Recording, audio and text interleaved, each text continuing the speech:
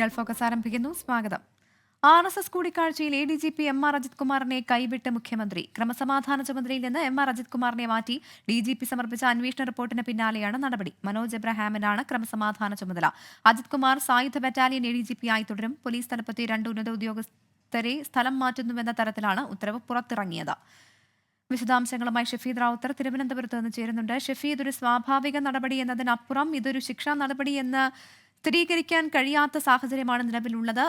ഇതിനെ വലിയ വിമർശനത്തോടെയാണ് ഇപ്പോൾ പ്രതിപക്ഷം കാണുന്നത്. ഒപ്പം തന്നെ അതേസമയം CPI ഈ നടപടിയെ സ്വാഗതം ചെയ്യുന്നുമുണ്ട്. ഇന്ന് ഈ വാർത്തയുമായി ബന്ധപ്പെട്ടുണ്ടായ സംഭവവികാസങ്ങൾ, ഒപ്പം കൂടുതൽ വിശദാംശങ്ങൾ. പ്രവിധ ADGP MR അജിത് കുമാറിനെ സംസ്ഥാന സർക്കാർ ഈ സ്ഥാനമാറ്റം നടത്തിയെങ്കിൽ കൂടി ഏതെങ്കിലും തരത്തിൽ അതുമായി ബന്ധപ്പെട്ട ഉത്തരവിൽ എന്തിനാണ് നടപടി എന്നുള്ള കാര്യം വ്യക്തമാക്കുന്നില്ല. മാത്രവുമല്ല, അച്ചടക്ക നടപടി എന്ന് നമുക്കിതിനെ പറയാൻ കഴിയുകയുമില്ല. പോലീസ് തലപ്പത്തെ 2 ഉദ്യോഗസ്ഥർക്ക് ചുമതല മാറ്റി എന്നുള്ളത് മാത്രമാണ് ഇക്കാര്യത്തിലെ പരാമർശങ്ങൾ. നമുക്കറിയാം, ഈ ആരോപണം ഉയർന്ന 36-ാം ദിവസമാണ് ക്രമസമാധാന ചുമതലയിൽ നിന്ന് ADGP MR അജിത് കുമാറിനെ മാറ്റുന്നത്. പകരം അദ്ദേഹത്തിന് മുൻപ് ചുമതല ഉണ്ടായിരുന്ന ബറ്റാലിയൻ ചുമതല നൽകി ഈ ക്രമസമാധാന ചുമതലയിലേക്ക് മനോജ് എബ്രഹാമിനെ നിയമിച്ചും ഇപ്പോൾ സംസ്ഥാന സർക്കാർ ഉത്തരവിറക്കിയിട്ടുണ്ട്. ഇനി ഇതിൽ ശ്രദ്ധേയമായിട്ടുള്ള കാര്യം, ഇന്നലെയാണ് സംസ്ഥാന പോലീസ് മേധാവി അജിത് കുമാറിനെതിരെയുള്ള പരാതിയിൽ അന്വേഷണം നടത്തി വളരെ സമഗ്രമായ ഒരു റിപ്പോർട്ട് മുഖ്യമന്ത്രിക്ക് സമർപ്പിക്കുന്നത്. അതിൽ ആ റിപ്പോർട്ടിൽ കൃത്യമായി പറഞ്ഞിരുന്നു, ADGP RSS നേതാക്കളുമായി നടത്തിയ കൂടിക്കാഴ്ചയിൽ വീഴ്ചയുണ്ട് എന്നുള്ളതായിരുന്നു DGPയുടെ പ്രധാന കണ്ടെത്തൽ. അതുപോലും DGP മയപ്പെടുത്തി നൽകി എന്നുള്ളതാണ് ഏറ്റവും ശ്രദ്ധേയമായിട്ടുള്ള കാര്യം. അതിൽ പോലും സർക്കാരിന്റെ ഇടപെടൽ ഉണ്ട് എന്ന തരത്തിലേക്കുള്ള ആക്ഷേപങ്ങൾ ഇപ്പോൾ പുറത്തു വരുന്നുണ്ട്. അതായത്, ക്രമസമാധാന ചുമതലയിൽ ഇരിക്കുന്ന ഒരു ADGP അതീവ രഹസ്യ സ്വഭാവത്തിൽ ഒരു നേതാവിനെ കാണുന്നത് അത് പോലീസ് സേനയെ സംരക്ഷണത്തിൽ നിർത്തുന്ന സാഹചര്യത്തിലേക്ക് കാര്യങ്ങൾ പോകും എന്നുള്ള പോലീസ് ചട്ടമടക്കമുള്ള കാര്യങ്ങൾ പരിഗണിച്ചുകൊണ്ടാണ് ആ കണ്ടെത്തൽ DGP റിപ്പോർട്ടിൽ ഉൾപ്പെടുത്തിയത്. എന്നാൽ ആ കണ്ടെത്തലാണ് നടപടിയിലേക്ക് അല്ലെങ്കിൽ സ്ഥാനചലനത്തിലേക്ക് കടന്നത് എന്നത് പോലും ഇക്കാര്യത്തിൽ സർക്കാർ വ്യക്തമാക്കുന്നില്ല. ഒരു ജനറൽ ഉത്തരവിലൂടെയാണ് അജിത് കുമാറിനെ ക്രമസമാധാന ചുമതലയിൽ നിന്ന് മാറ്റി ഇപ്പോൾ സംസ്ഥാന സർക്കാർ തീരുമാനം എടുത്തിരിക്കുന്നത്. നാളെ നിയമസഭ വീണ്ടും പുനരാരംഭിക്കുകയാണ്.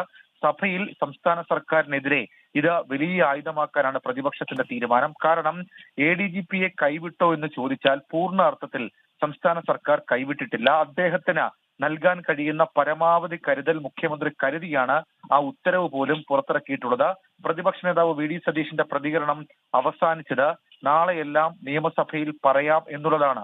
അപ്പോൾ സ്വാഭാവികമായും ഇതൊരു അച്ചടക്ക നടപടിയാണോ ആശ്വാസ നടപടിയാണോ എന്നുള്ള കാര്യത്തിൽ പ്രതിപക്ഷത്തിന് ആക്ഷേപമുണ്ട്. മാത്രവുമല്ല, നിലവിലിപ്പോൾ CPIയുടെ വായടപ്പിക്കുക മാത്രമാണ് സംസ്ഥാന സർക്കാരും മുഖ്യമന്ത്രിയും CPIഎമ്മും ചെയ്തത് എന്നുള്ളൊരു പൊതുവിലയിരുത്തൽ ഉയരുകയും ചെയ്യുന്നുണ്ട്. പക്ഷേ നമുക്കറിയാം, വിവാദങ്ങൾ അത് PV അൻവർ മുതൽ തുടങ്ങിയതാണ്. അതിനിടയിൽ ഒരു ഘട്ടത്തിൽ പ്രതിപക്ഷ നേതാവ് VD സതീശൻ അതുമായി ബന്ധപ്പെട്ട രാഷ്ട്രീയ ബോംബ് RSS നേതാക്കളുമായി ADGP നടത്തിയ കൂടിക്കാഴ്ച വിവരങ്ങൾ പുറത്തു പറയുന്നു. അങ്ങനെ ആ രാഷ്ട്രീയ ബോംബിന് പിന്നാലെയാണ് മുഖ്യമന്ത്രിയും സർക്കാരും കൂടുതൽ സമ്മർദ്ദത്തിലാകുകയും 2ാം ഘട്ടം ADGPയെ പോലീസ് ആസ്ഥാനത്തേക്ക് വിളിച്ചു വരുത്തി ഈ കൂടിക്കാഴ്ച സംബന്ധിച്ച മൊഴിയെടുക്കുകയും ചെയ്തത്. ഈ കൂടിക്കാഴ്ച തന്നെയാണ് ADGPയുടെ സ്ഥാനചലനത്തിന് പിന്നിലുള്ള കാരണമെന്ന് ഇപ്പോൾ നമുക്ക് സ്ഥിരീകരിച്ച് പറയാൻ കഴിയുന്ന വിവരം കൂടി പോലീസ് തലപ്പത്ത് നിന്ന് ആഭ്യന്തര വകുപ്പിൽ നിന്ന് ലഭിക്കുന്നുണ്ട്. പ്രവിധ, ശരി, വിശദമായ വിവരങ്ങളാണ് ഷഫീദ് റാവുത്തർ നൽകിയത്. ADGP MR അജിത് കുമാറിനെതിരായ നടപടിയിൽ ADGP MR അജിത് കുമാറിന് എതിരെ ഇപ്പോൾ മുഖ്യമന്ത്രി നടപടി സ്വീകരിച്ചിരിക്കുകയാണ്. RSS കൂടിക്കാഴ്ചയിൽ ADGP MR അജിത് കുമാറിനെ മുഖ്യമന്ത്രി കൈവിട്ടിരിക്കുന്നു. അതേസമയം തന്നെ ക്രമസമാധാന ചുമതലയിൽ നിന്ന് മാറ്റുക മാത്രമാണ് ചെയ്തത്. ഒരു സാധാരണ ഓർഡറായി മാത്രമാണ് നിലവിൽ പുറത്തിറങ്ങിയിരിക്കുന്നത്. ഷഫീദ് റാവുത്തറാണ് വിവരങ്ങൾ നൽകിയത്. ADGP MR അജിത് കുമാറിനെതിരായ നടപടിയിൽ ചോദ്യങ്ങളോട് പ്രതികരിക്കാതെ DGP ഷെയ്ഖ് ദർവേഷ് സാഹിബ്. DGP സമർപ്പിച്ച റിപ്പോർട്ടിന്റെ അടിസ്ഥാനത്തിലാണോ അച്ചടക്ക നടപടി എന്ന ചോദ്യത്തോടും അദ്ദേഹം പ്രതികരിച്ചില്ല.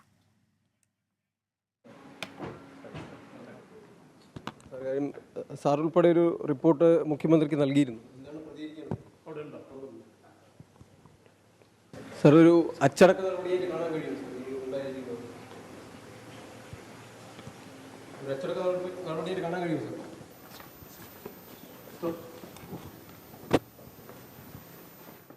സാർ? അച്യുതൻ ഡൽഹിയിൽ നിന്ന് ചേരുന്നുണ്ട്. അച്യുതൻ, DGP സമർപ്പിച്ച റിപ്പോർട്ടിലാണ് ഇപ്പോൾ MR അജിത് കുമാറിനെ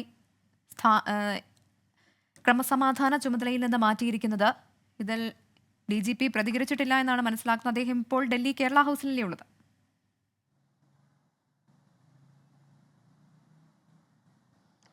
പ്രവിത ഏതാണ്ടൊരു 11:30 കൂടിയാണ് DGP ഷെയ്ഖ് ദർവേഷ് സാഹിബ് കേരള ഹൗസിൽ എത്തിച്ചേർന്നത്. അദ്ദേഹത്തോട് ഈ ADGPക്കെതിരായ നടപടികളെപ്പറ്റി ചോദിച്ചിരുന്നു. അതിനോടും പ്രതികരിച്ചില്ല. ഒരു അച്ചടക്ക നടപടിയാണോ ഉണ്ടായത് എന്നുള്ള ഒരു ചോദ്യത്തോടും അദ്ദേഹം പ്രതികരിക്കാതെ പോവുകയായിരുന്നു. പ്രധാനമായും ഒരു ഗൗരവ സ്വഭാവമുള്ള ഒരു സംഭവ വികാസങ്ങളാണ് ഉണ്ടായത്. കാരണം ഈ RSSുമായുള്ള കൂടിക്കാഴ്ചയിലും അതുപോലെ തന്നെ പൂരം കലക്കൽ ഉൾപ്പെടെ ADGPയുടെ ഭാഗത്ത് നിന്ന് വീഴ്ചയുണ്ടായി എന്നുള്ളത് DGP നൽകിയ റിപ്പോർട്ട് അടക്കം ഉള്ളതായിട്ടാണ് വിവരം. അതിൽ തന്നെ അവസാന ഘട്ടത്തിൽ ചിലത് മയപ്പെടുത്തിയതായുമുള്ള സൂചനകൾ ഉണ്ടായിരുന്നു. പക്ഷേ അത് വിലയിരുത്തുമ്പോൾ പുറത്തു വന്ന ഇന്നത്തെ ഉത്തരവും അതിനോട് ചേർത്ത് വായിക്കേണ്ടതാണ്. കാരണം ക്രമസമാധാന ചുമതലയിൽ നിന്ന് മാറ്റിക്കൊണ്ട് മറ്റൊരു ചുമതലയാണ് നൽകിയിരിക്കുന്നത്. അത്തരം കാര്യങ്ങളിൽ പോലും DGP ഒരു വിശദീകരണത്തിനോ ഒരു പ്രതികരണത്തിനോ തയ്യാറാകുന്നില്ല. ഒരു അച്ചടക്ക നടപടി, ഒരു ഡിസിപ്ലിനറി ആക്ഷനാണോ ഉണ്ടായത് എന്നുള്ളൊരു ചോദ്യത്തിന് പോലും അദ്ദേഹം പ്രതികരിക്കാതെയാണ് പോയത്. എന്തായാലും ഡൽഹിയിൽ ചില ഔദ്യോഗികമായിട്ടുള്ള പരിപാടികളുടെ ഭാഗമായാണ് ചീഫ് സെക്രട്ടറിയും അതുപോലെ തന്നെ DGPയും ഇവിടെ എത്തിച്ചേർന്നത്. നാളെ നടക്കുന്ന ചില പരിപാടികളിൽ പങ്കെടുക്കാനാണ്. ഏതാണ്ട് 10:50 കൂടിയായിരുന്നു ഡൽഹിയിൽ എത്തിയത്. അതിനുശേഷം 11:30 കേരള ഹൗസിലും എത്തിച്ചേരുകയായിരുന്നു. എന്തായാലും ചോദ്യത്തോട് നമ്മൾ ഉന്നയിച്ച 3 ചോദ്യങ്ങളോട് പ്രതികരിക്കാതെ പോവുകയാണ് DGP ചെയ്തത്. പ്രവിത, അച്യുതനാണ് വിവരങ്ങൾ നൽകിയത്. ADGP MR അജിത് കുമാറിനെ മാറ്റി നിർത്തിയത് ശരിയായ നടപടിയെന്ന് CPI. സർക്കാർ തീരുമാനത്തെ സ്വാഗതം ചെയ്യുന്നുവെന്ന് CPI സംസ്ഥാന സെക്രട്ടറി ബിനോയ് വിശ്വം പ്രതികരിച്ചു. CPIയുടെ വിജയമല്ല LDFന്റെ വിജയമാണ് നടപടിയെന്നും ബിനോയ് വിശ്വം പറഞ്ഞു. ആവശ്യം ഇന്നിപ്പോൾ നിറവേറ്റപ്പെട്ടിരിക്കുന്നു.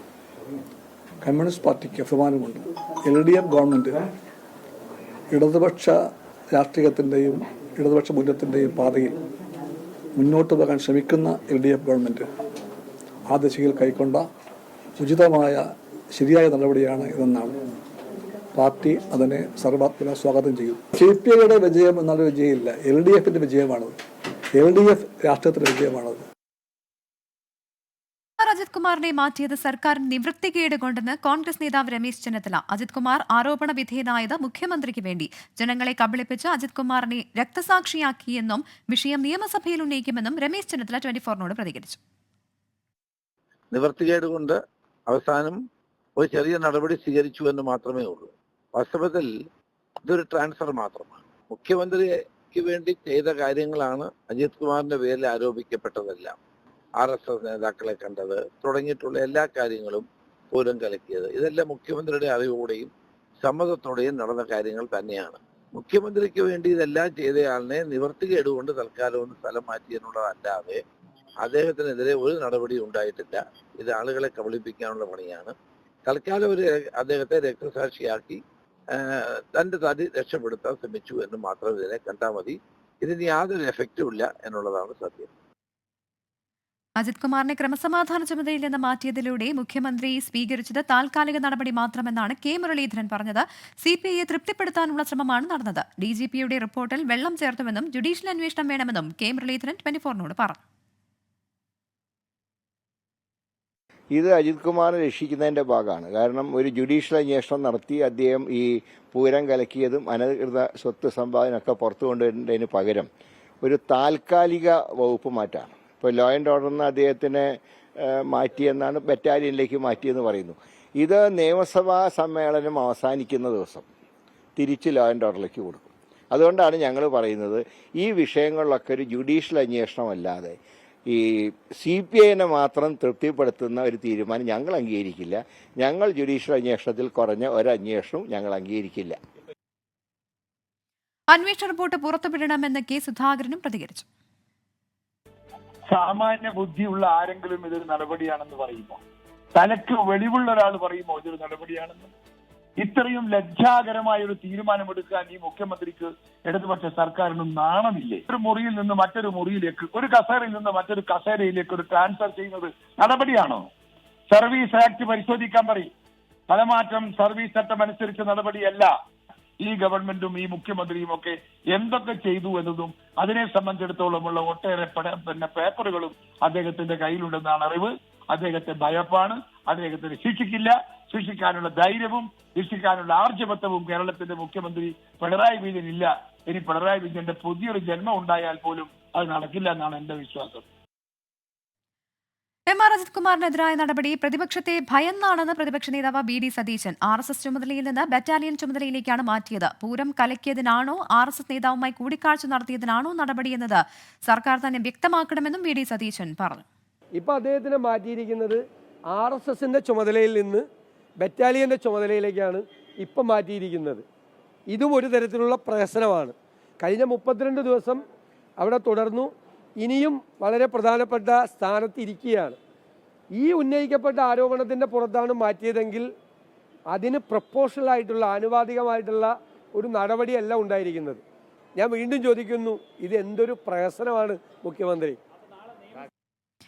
എം.ആർ. അജിത് കുമാറിന് ക്രമസമാധാന ചുമതലയിൽ നിന്ന് മാറ്റിയത് പേരിൽ ഒരു മാറ്റം മാത്രമാണെന്ന് പി.കെ. കുഞ്ഞാലിക്കുട്ടി. പറയാനുള്ള ബാക്കി കാര്യങ്ങൾ നാളെ സഭയിൽ പറയാമെന്നും പി.കെ. കുഞ്ഞാലിക്കുട്ടി പ്രതികരിച്ചു. പേരിനൊരു മാറ്റം അത്രയേ ഉള്ളൂ. അത് തന്നെ അസംബ്ലി കൂടുന്ന പശ്ചാത്തലത്തിൽ നടന്നതാണ്. ബാക്കി നമുക്ക് നാളെ അസംബ്ലി പറയാം. അതന്നെ. രാഷ്ട്രീയ കേരളം ആകാംക്ഷയോടെ കാത്തിരുന്ന PV Anwar MLA democratic movement of കേരളയുടെ നയം പ്രഖ്യാപിച്ചു. ജനാധിപത്യ സോഷ്യലിസ്റ്റ് നയത്തിൽ ഊന്നിയാകും സംഘടന പ്രവർത്തിക്കുക. മലബാറിനോടുള്ള അവഗണനയ്ക്കെതിരെയും പ്രവാസികൾക്ക് വോട്ടവകാശം ഉറപ്പാക്കാനും പോരാട്ടം നടത്തും.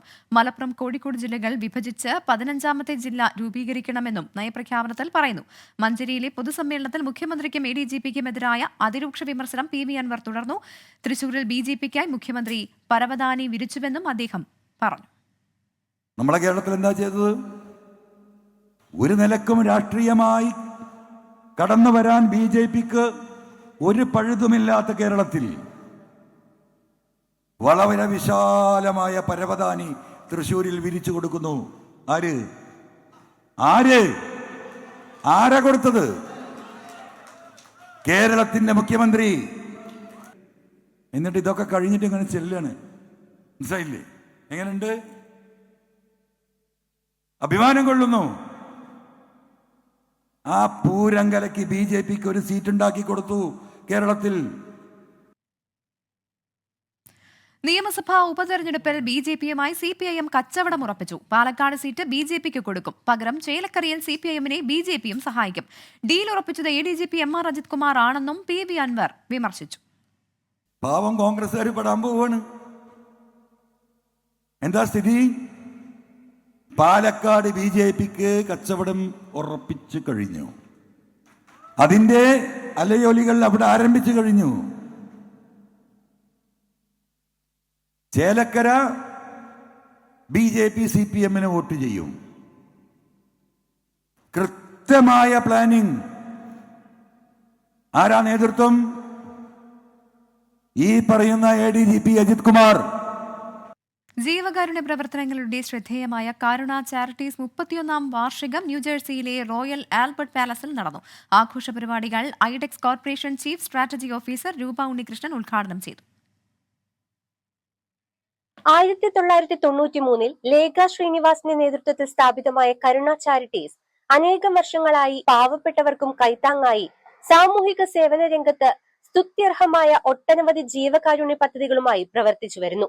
അമേരിക്കയിലെ മുഖ്യധാര മാധ്യമ രംഗത്ത് പ്രശസ്തനായ ശ്രീനാഥ് ശ്രീനിവാസനും കരുണയുടെ എക്സിക്യൂട്ടീവ് അംഗങ്ങളും ചേർന്ന് ഭദ്രദീപം തെളിയിച്ച് പരിപാടികൾക്ക് തുടക്കമിട്ടു. യോഗത്തിൽ പ്രസിഡന്റ് ഡോക്ടർ സോഫി വിൽസൺ കരുണ ചാരിറ്റീസിന്റെ നാളിതുവരെയുള്ള പ്രവർത്തനങ്ങൾ വിശദീകരിച്ചു. കരുണ ചാരിറ്റീസിന്റെ സ്ഥാപക നേതാവ് അന്തരിച്ച ലേഖ ശ്രീനിവാസിന്റെ പ്രവർത്തനങ്ങൾ സമൂഹത്തിൽ നടത്തിയ സ്വാധീനം വിശദീകരിച്ചുകൊണ്ടാണ് IDEX corporation chief strategy and innovation officer Roopa Unnikrishnan മുഖ്യ പ്രഭാഷണം ആരംഭിച്ചത്.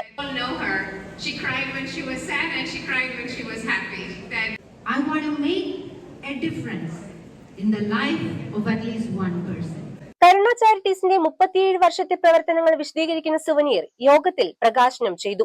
അന്തരിച്ച സ്ഥാപക നേതാവ് ലേഖ ശ്രീനിവാസിന്റെ ഓർമ്മകളുടെ ബഹുമാനാർത്ഥം വാദ്യകുലപതി പത്മശ്രീ മട്ടന്നൂർ ശങ്കരൻകുട്ടി മാരാരുടെ പ്രത്യേക ചെണ്ടമേളം ശ്രദ്ധേയമായി.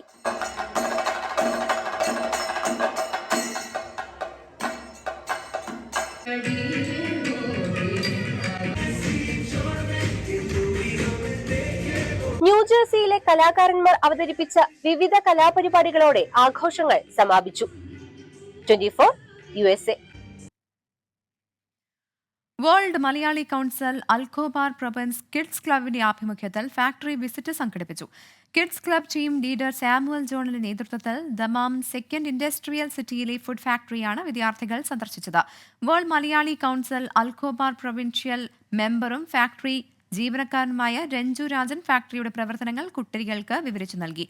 വിമൻസ് ഫോറം പ്രവർത്തകരായ Shamla Najeeb, Rathi Naga, Sherry Shameem, Sheeja Ajeem, doctor Henna Shanoob, doctor Leena Philip തുടങ്ങിയവർ സന്ദർശനത്തിന് നേതൃത്വം നൽകി. പ്രവാസ ജീവിതം അവസാനിപ്പിച്ച് നാട്ടിലേക്ക് മടങ്ങുന്ന പണ്ഡിതനും പ്രഭാഷകനും എഴുത്തുകാരനും ICF ഉപദേഷ്ടാവുമായ ഡോക്ടർ സയ്യദ് അമാനി ഇരിക്കൂറിന് യാത്രയയപ്പ് നൽകി. ICF ആസ്ഥാനത്ത് ഹമീദ് ഉലൂമിയുടെ അധ്യക്ഷതയിൽ നടന്ന യാത്രയയപ്പ് സംഗമം ICF Saudi national general secretary Nisar കാട്ടിൽ ഉദ്ഘാടനം ചെയ്തു. ഇർഷാദുൽ ഔലാദ് മദ്രസ റാക്ക, IIM മദ്രസ ബയോണിയ, അൽ മദീന ഇംഗ്ലീഷ് മീഡിയം മദ്രസ എന്നിവിടങ്ങളിലും യാത്രയയപ്പ് സംഘടിപ്പിച്ചു.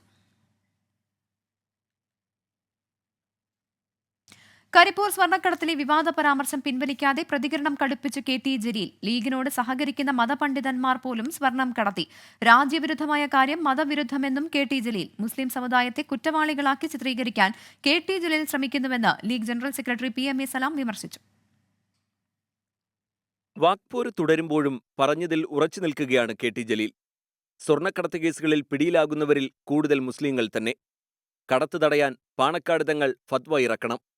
ലീഗിനോട് സഹകരിക്കുന്ന മതപണ്ഡിതർ വരെ സ്വർണം കടത്തിയെന്ന ആരോപണം ജലീൽ ഇന്നുന്നയിച്ചു. ലീഗിനോട് അഫിലിയേറ്റ് ചെയ്ത് നിൽക്കുന്ന ഒരു മതസംഘടനയുടെ ഏറ്റവും ഉന്നതമായ സ്ഥാനം ഇപ്പോഴും അലങ്കരിക്കുന്ന ഒരു പണ്ഡിതൻ പുസ്തകത്തിന്റെ ചട്ടയിൽ സ്വർണം ഒളിപ്പിച്ചു കൊണ്ടുവരികയും അത് കസ്റ്റംസുകാർ പിടികൂടുകയും എത്രയോ ആഴ്ചകൾ അദ്ദേഹത്തിന് ജയിലിൽ കിടക്കുകയും ചെയ്യേണ്ടി വന്നിട്ടുണ്ട്. ഞാൻ ഈ പറയുന്നത് സത്യമല്ല എന്ന് മുസ്ലിം ലീഗിന്റെയോ യൂത്ത് ലീഗിന്റെയോ ഉത്തരവാദപ്പെട്ട ആരെങ്കിലും പറഞ്ഞാൽ ഞാനതിന്റെ എല്ലാ വിശദ വിവരങ്ങളും നിങ്ങളുമായിട്ട് പങ്കുവെക്കും. മുഴുവൻ കുറ്റകൃത്യങ്ങളുടെയും ഉത്തരവാദിത്വം മുസ്ലിം സമുദായത്തിന്റെ തലയിൽ കെട്ടിവെക്കുകയാണ് KT ജലീൽ എന്ന് ലീഗ്. വിഷയത്തിൽ CPM സംസ്ഥാന സെക്രട്ടറി നിലപാട് വ്യക്തമാക്കണമെന്ന് PMA സലാം. കേരളത്തിലും ഇന്ത്യയിലും BJP പോലും RSS പോലും ചെയ്യാത്ത കാര്യമാണ് ശ്രീ KT ജലീൽ ചെയ്തിരിക്കുന്നത്. അതിന് ഗൗരവമായി കാണാതിരിക്കാൻ കഴിയില്ല.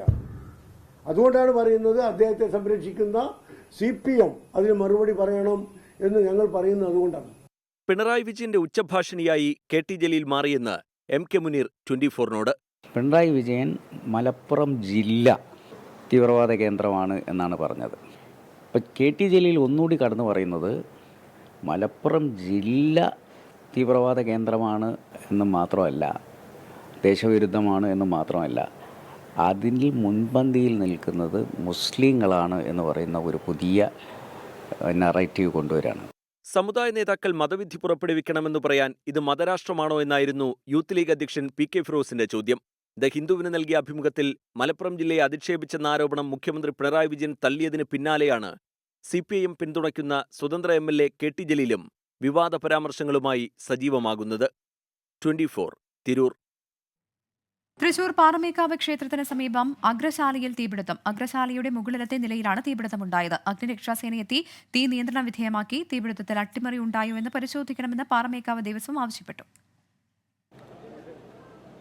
ഞാനിപ്പോൾ നിൽക്കുന്ന പാറമേക്കാവ് ക്ഷേത്രത്തിലെ നവരാത്രി മണ്ഡപത്തിന്റെ മുകളിലത്തെ നിലയിലാണ് തീപിടുത്തം ഉണ്ടാകുന്നത്. 8:30-ക്ക് ശേഷമാണ് ഇങ്ങനൊരു തീപിടുത്തം ഉണ്ടായതെന്ന് സംബന്ധിച്ച് തൃശൂർ ഫയർഫോഴ്സിന് വിവരം ലഭിക്കുന്നത്. ഈ ആദ്യഘട്ടത്തിൽ ഇവിടെ ഉണ്ടായിരുന്ന തൃശൂർ പൂരത്തിന്റെ ഭാഗമായി സൂക്ഷിച്ചിരുന്ന കുടയ്ക്ക് ഉൾപ്പെടെ തീപിടിക്കുകയായിരുന്നു. ഈ കുടയുടെ തുണി അടക്കമുള്ള മെറ്റീരിയലുകൾ ഇവിടെ സൂക്ഷിച്ചിരുന്നു. അങ്ങനെ അവയ്ക്കാണ് ആദ്യം തീപിടിക്കുന്നത്. ആ സമയത്ത് അവിടെ സൂക്ഷിച്ചിരുന്ന പായ അടക്കമുള്ള വസ്തുക്കൾക്ക് കൂടി തീ പിടിച്ചതോടുകൂടി വലിയ രീതിയിൽ ഒന്നാമത്തെ നിലയിൽ തീ ആളിക്കത്തുകയായിരുന്നു. അങ്ങനെ ഫയർഫോഴ്സിന് വിവരം ലഭിക്കുന്നു. ഫയർഫോഴ്സ് 3 യൂണിറ്റ് എത്തി തീ അണയ്ക്കുന്നതിനുള്ള ഒരു ശ്രമം ആദ്യഘട്ടത്തിൽ തന്നെ നടത്തി. പക്ഷേ 1 മണിക്കൂറിലധികം നീണ്ട ശ്രമത്തിനൊടുവിലാണ് ഈ കെട്ടിടത്തിലെ തീ ഉൾപ്പെടെ നിയന്ത്രണ വിധേയമാക്കാനുള്ള ഒരു ദൗത്യത്തിലേക്ക് ഫയർഫോഴ്സിന് എത്താനായത്. പ്രധാനപ്പെട്ട കാര്യം, ഇന്ന് ഈ നവരാത്രി ആഘോഷങ്ങളുടെ ഭാഗമായി ഏറ്റവും താഴത്തെ നിലയിൽ ഈ നവരാത്രി ആഘോഷങ്ങളെല്ലാം നടക്കുകയായിരുന്നു. അതിൻ്റെ ഭാഗമായിട്ടുള്ള നൃത്ത പരിപാടികളെല്ലാം നടക്കുന്ന സമയത്താണ് ഈ മുകളിലത്തെ നിലയിൽ തീപിടുത്തം ഉണ്ടാകുന്നത്. അവിടെ ആ സമയത്ത് ഈ നവരാത്രി ആഘോഷങ്ങളുടെ ഭാഗമായി ഈ പരിപാടികളിൽ പങ്കെടുക്കുന്നതിനടക്കമെത്തിയ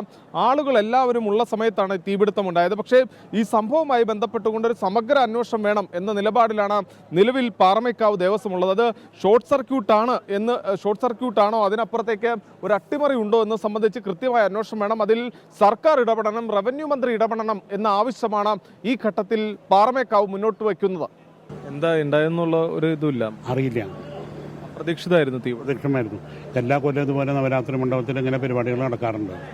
ഇതുപോലെ ഒരിക്കലും ഉണ്ടായിട്ടില്ല. നമ്മുടെ ഈ പൂരത്തിന് കഞ്ഞി കൊടുക്കുന്ന പാളയുണ്ടായിരുന്നു. ആ പാള സ്റ്റോർ ചെയ്തെന്ന് കുറച്ച് കുടയുടെ ശീലകളുണ്ടായിരുന്നു. അതുമെന്നാണെന്ന് വിചാരിക്കണം. ഇൻവെസ്റ്റിഗേഷൻ വേണം. ഇതിൻ്റെ കോസ് എന്താണെന്ന് നമുക്കറിയണം. 3 യൂണിറ്റ് ഫയർഫോഴ്സ് എത്തി മണിക്കൂറുകൾക്കകം തന്നെ ഈ തീ നിയന്ത്രണവിധേയമാക്കിയിട്ടുണ്ട്. ദൃശ്യങ്ങളിൽ കാണുന്ന പോലെ തന്നെ വലിയ ഒരു അപകടങ്ങളിലേക്ക് കാര്യങ്ങൾ പോകാതെ നിയന്ത്രിക്കാൻ ഫയർഫോഴ്സിനായിട്ടുണ്ട്. ഒരു തരത്തിലുള്ള വലിയ ഈ പരിക്കുകളോ മറ്റു കാര്യങ്ങളോ ഒന്നും തന്നെ ഇല്ലാതെ ഈ പ്രശ്നം പരിഹരിക്കുന്നതിന് അല്ലെങ്കിൽ തീ നിയന്ത്രണവിധേയമാക്കുന്നതിന് ഫയർഫോഴ്സിന് സാധിച്ചിട്ടുണ്ട്. അല്പസമയത്തിനകം തന്നെ തീ പൂർണ്ണമായും നിയന്ത്രണവിധേയമാകും എന്നുള്ളതാണ് നിലവിൽ ഫയർഫോഴ്സ് അറിയിക്കുന്നത്. ക്യാമറാമാൻ ബിനേഷ് ബാബുരാജിനൊപ്പം സൂരജ് സജി, 24. ഗൾഫ് ഫോക്കസ് പൂർണ്ണമാകുന്നു. Good night.